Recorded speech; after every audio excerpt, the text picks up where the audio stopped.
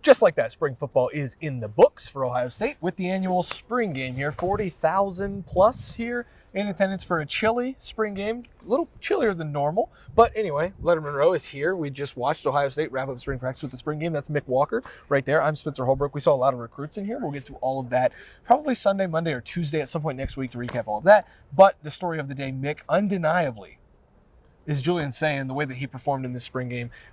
17 of 24, 170 some odd yards, touchdown to Max Clare on a seam route down the middle. I believe Will Howard called that a pipe route the other day in an interview with John Gruden. We saw Julian on Friday in this stadium. It was not good. Dreadful.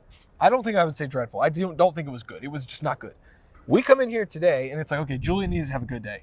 Delightful. Julian Sayin did exactly what he needed to do today. I thought he was very, very good. He found tight ends. He found receivers. He found running backs on checkdowns. He was good over the middle. He was good intermediate. He had a couple throws that should have been touchdowns that were dropped because of good pass coverage. Like, you wanted to see command. You wanted to see arm. You wanted to see him do it in live reps against the number one defense. You saw all of that against a pretty basic defense. And I come away from this very impressed with number 10, the way I was impressed last Saturday in the aftermath of the Student Appreciation Day about Lincoln Keenholz. This is not to say Lincoln was bad, but I thought Julian was really strong today.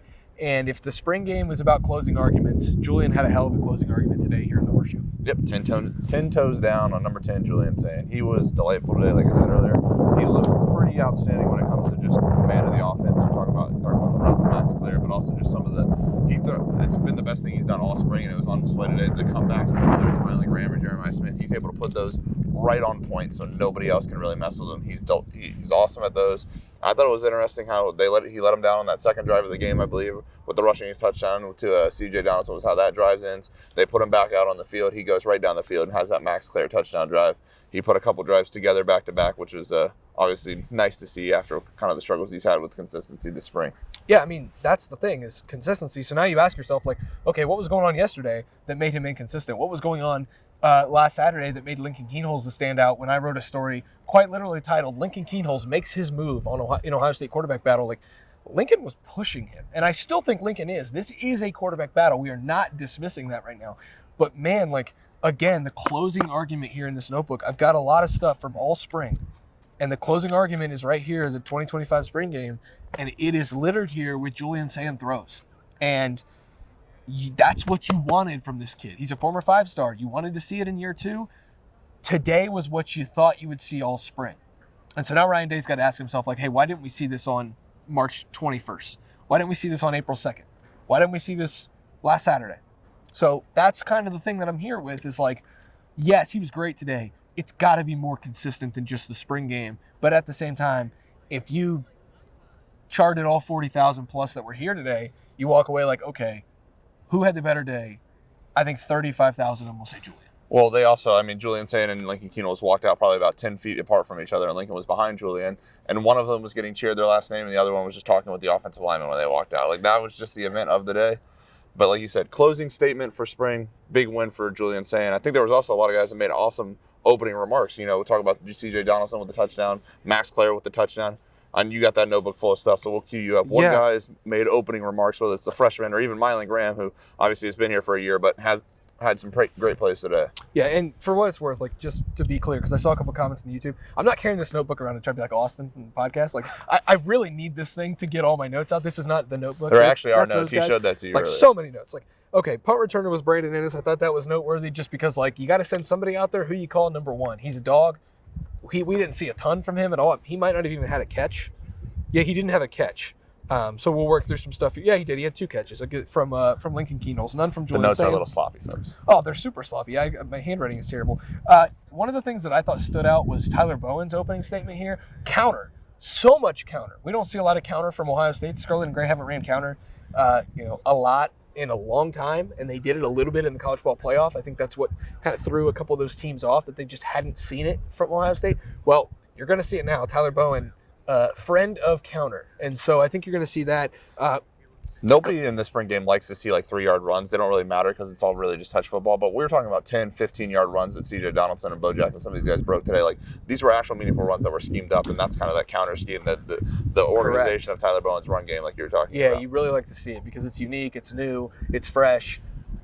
And in a game, you're giving C.J. Donaldson the open field, or you're giving Bo Jackson or James Peebles the open field. I would give that an A+. Just evaluating the run game, seeing what it's going to look like. You got a little snippet of that. I'm taking, for what it's worth, nothing from this defense. I saw individual players make plays, but if you're like, oh, the defense kind of got shredded today, well, they were in base. They played 2 coverages. Ryan Day even admitted he wanted to see something from the passing game, which is why I go to Mylan Graham here. He is littered through this thing. He was really good. He had a couple of nice catches. For what it's worth, he should have had 1 or 2 more touchdowns than he had. He dropped a couple in the end zone on contested plays. Good plays by defensive backs. Let's not take weird ball in this end zone right here. Yeah, a weird ball right there. But man, like you talk about explosiveness and in the open field, like just go. Mylan Graham, man, like you walk away pretty impressed with him. And we never talked about what we saw yesterday at this open coaches clinic practice that we saw. But Mylan Graham also had the catch of the day over there in the far end zone behind the camera on a nice deep ball, 5-on-5 crime. He went against Aaron Scott, who had his ups and downs today as well. But like you said, basic coverage, kind of playing a lot of man. Like this is just, can you hang with Ohio State's wide receivers? And honestly, there's not a lot of corners that can in the country. And Aaron Scott more than held his own in different reps. So Aaron Scott's another guy that I think we probably should talk about. Well, a handful of DBs, but really, like you said, it goes back to Mylan Graham and some of these pass catchers because that's kind of the setting we were in. Man, when he made that move in the open field on that slant route, it was a seed, first of all, from Lincoln Keenholz. Credit to Keenholz. That was a great throw to start the second half. And Mylan took it to the house. Like, you just see the athleticism, the burst from Mylan Graham in the open field. You should be excited about what he could bring to this offense if given the chance. Now, the receivers ahead of him are on the depth chart are great. So, he's got to make a move and prove that he should be in that rotation. I thought he really stood out. A couple offensive linemen caught my eye. I think Austin Sareveld, he's going to start. Where that's going to be, I don't know. Is it in place of Tegra at right guard? I don't know. Tegra looked pretty good today. Is it in place of Luke Montgomery at left guard? Probably not. That leaves one of the tackle spots, and you brought in 2 offensive tackles, but that doesn't mean that they're just going to start. Ethan Onyanwa is your left tackle. I think that's pretty clear. That tackle battle, I'm telling you guys, is something to watch between Austin Sareveld and Phillip Daniels. I don't know who's going to win that battle. Right now, I would say Sareveld. Sareveld looks good. And which brings me to a second-team offensive lineman that I wanted to shout out. You can't play this position very well as a freshman. That's what we're told. Jake Cook looks natural at guard. He was cooking today. He's kind of on my radar as a guy like, hey, he's not going to start for this team by any means. The guards are too good on this team.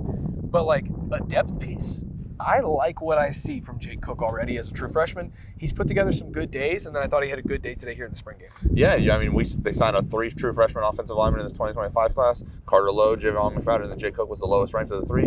Jake Cook, like you said, was out here with that 17 offensive line between Josh Padilla and Ian Moore and Gabe Van Sickle at the other. We're talking about actual guys that Ohio State really likes. So for Jake Cook to be in that mix with that group was impressive. Again, I think we can talk about some of these running backs. I think you wrote about that in your observations. I thought C.J. Donaldson was outstanding for the times that he was in there. I think he gave some juice. And I was talking with another reporter. I think CJ's energy, I just think brings out some of these other, because he's a South Florida guy, he brings out some energy with some other guys that are on this roster, whether it's Jeremiah Smith or Brandon Ennis. He has some energy that is kind of infectious to the offense. But then Bo Jackson, who we've seen a couple times this spring, just break big plays down the sideline. And obviously he got in the end zone today for the first time in his Ohio State career. So big day for the running backs. I also really liked what I saw from Bo Jackson. Bo is explosive. Ryan Day seems to like what he does with the ball in his hands. I know Carlos Loughlin and this running back staff like what he does with the ball in his hands. Something to monitor. If you see 3 running backs, don't be surprised. James Peoples, Ryan Day just said he's got the potential to be a star. And so, you take that for what it's worth. You like what you saw from Donaldson, and hey, you really like what you saw from Bo Jackson in his first action here in the Horseshoe. And he's kind of just coming off of an injury, too. This was the first time he's playing tackle football in a game setting in God knows how long. You got to be impressed with the running backs. The other guys that I think would switch over to the defensive side, defensive player of the game for me is Logan George. I just thought he won a lot of reps. He won reps against Ian Moore. He won reps against Phillip Daniels. He won reps against Carter Lowe. Poor Carter Lowe there at the end of the thing. Logan's a veteran. You know what you're going to get from him. Carter is a freshman still learning his way, and I think Logan had his way with him there a couple of times late in this spring game once I got down to the field. and maybe that's why, because I just saw it up close in person. But he's also a very big individual. Like, you put him against, send him up with Jack Sawyer and some of these guys that are back here kind of getting their championship rings, we can talk about, or just some of the other defensive ends. Like, he very much looks the part when you get the pads on. Yeah, I like what I saw from Logan George. So all credit to him. He's come in, he's put his head down. He doesn't have a lot to say, but Larry Johnson really likes what he's bringing to this defense, and I think he's going to be a part of this Ohio State defensive line. One thing that, while we're on the defensive line, we're just kind of going position by position here. Man, like, defensive tackle, I don't think anybody stood out today just because they didn't do anything. They were very vanilla with their entire defensive approach, which is fine. Like, you want to put on a show in here. If the defense won the day, 40,000 people would walk out of here thinking Ohio State's going to suck next year. That's just the bottom line. Is Matt Patricia on the hot seat after that? No. We'll figure it out. Come 50 on, points given up So in the anyway, spring game.